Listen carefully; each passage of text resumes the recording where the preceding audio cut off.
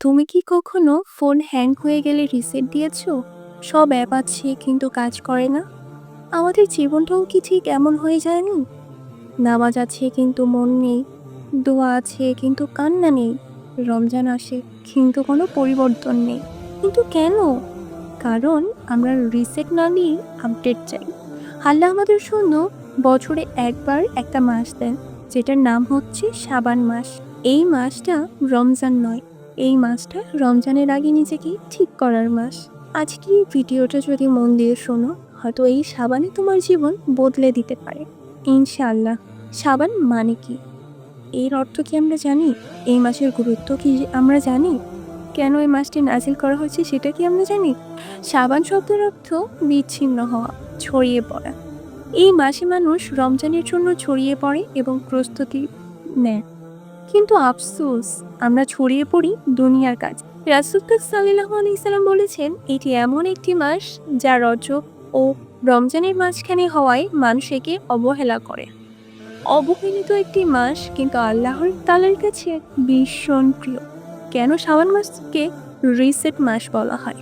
কল্পনা করো তো, একটা ফোনে ভাইরাস ঢুকে গেছে, তুমি শুধু নতুন অ্যাপ ডাউনলোড করছো কিন্তু ফোন ঠিক হচ্ছে না। ঠিক তেমনই আমাদের জীবনে গুনাহ জমে আছে, অভ্যাস নষ্ট হয়ে আছে, নামাজে অলসতা আছে, কোরআন থেকে দূরত্ব আছে। আর আমরা চাই রমজান এসে সব ঠিক করে দিবে। এটা কাজ করে না, এটা কোনো পদ্ধতি না। সাবান হলো সেই মাস যেখানে আমরা গুনাহ ডিলিট করি, অভ্যাসগুলোকে ক্লিয়ার করি, আত্মাকে রিসেট দেই। তাই তোমার উপর ডিপেন্ড করে তুমি এই মাসটাকে কিভাবে পরিকল্পনা করতে চাও। নিজের গুনাহগুলোকে ডিলিট করতে চাও, নিজেকে পরিবর্তন করার চেষ্টা করতে চাও, নাকি সেই আগের মতো হেলামি করে এই মাসটাকে কাটাতে চাও? কিন্তু একটা কথা, এই সাবান মাসেই যদি নিজেকে রিসেট বা পরিবর্তন করার চেষ্টা না করো, তুমি কিন্তু রমজানেও নিজেকে পরিবর্তন করতে পারবে না।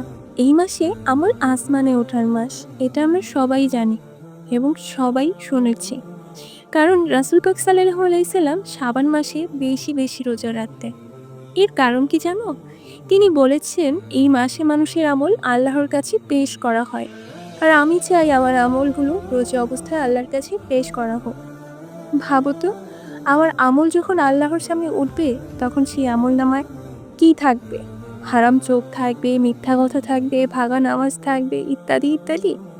নাকি থাকবে সেখানে তওবার কান্না, নামাজের চেষ্টা, বদলানোর নিয়ত, নিজেকে পরিবর্তন করার চেষ্টা, এগুলা থাকবে। কোনটা থাকবে সেটা ব্যক্তিগতভাবে তোমার উপর ডিপেন্ড করে। ভালো থাকবে না খারাপ থাকবে? নিজেকে বদলানোর কথা এখনো ভেবেছো কি? অনেকেই তো বলে, আমি তো অনেক পাপ করেছি। শোনো, এই কথা শুধু শয়তানের জন্য, তোমার জন্য নয়। যদি তুমি খুব নোংরা হও, তাহলেই তো গোসল দরকার, তাই না? আর আল্লাহ তাআলার কাছে সেই বান্দা বেশি প্রিয়, যে গুনাহ করার পর, পাপ করার পর নিজের ভুল বুঝতে পারে এবং পরিবর্তন হওয়ার জন্য চেষ্টা করে। শাবান হলো আত্মার গোসলের মাস।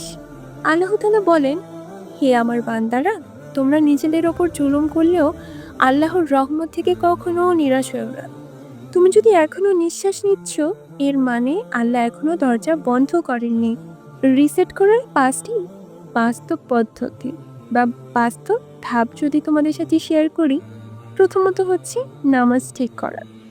অন্তত ফরজ নামাজটা কখনোই ছাড়বে না।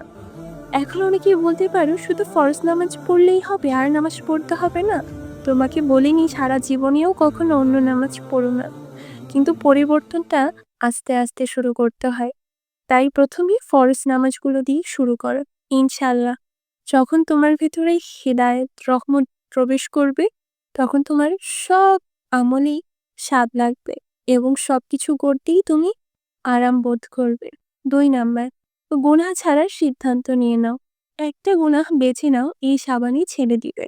যেমন অনেকের অনেক অভ্যাস থাকে। কেউ হয়তোবা অনেক বেশি সিগারেট খায়, প্রতি কথায় কথায় মিথ্যা কথা বলে। কেউ আছে গীবত নিয়ে ব্যস্ত থাকতে পছন্দ করে। যার মধ্যে যে অভ্যাসটা আছে, সেই অভ্যাসগুলোকে ছাড়ার নিয়ত করো। ইনশাআল্লাহ নিয়তেই কিন্তু বরকত আছে। 3 নাম্বার, কোরআনের সাথে বন্ধুত্ব। প্রতিদিন 5 থেকে 10 মিনিট হলেও কোরআন শরীফ পড়ার চেষ্টা করো। এইটাও যদি অনেক বেশি কঠিন মনে হয়, একটি আয়াত করে পড়ার চেষ্টা করো।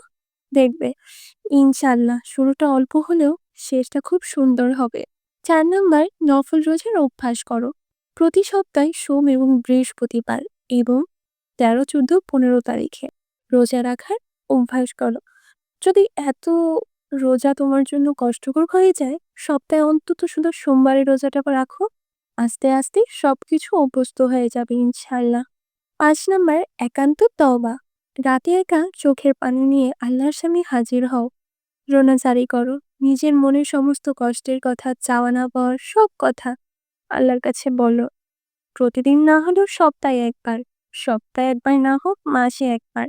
তাও আল্লাহর কাছে নিজের মনের কথাগুলো একান্তভাবে শেয়ার করার চেষ্টা করো। ইনশাআল্লাহ তোমার জন্য ভালো কিছু অপেক্ষা করবে। শবে বরাতের রাত রিসেট বাটন। এর মানে হচ্ছে এই রাতে আল্লাহ অনেক বান্দাকে ক্ষমা করেছে। কিন্তু প্রশ্ন হলো, তুমি কি ক্ষমা চাও? না শুধু আতশবাজি, হালুয়া ইত্যাদি, ইত্যাদি এসব নিয়ে ব্যস্ত থাকতে চাও?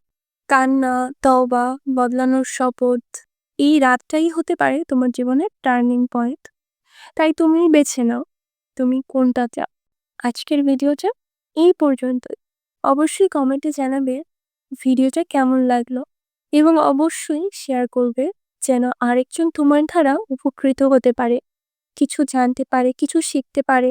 এই মাসে বেশি বেশি দোয়া করবে নিজের জন্য এবং অন্যের জন্য।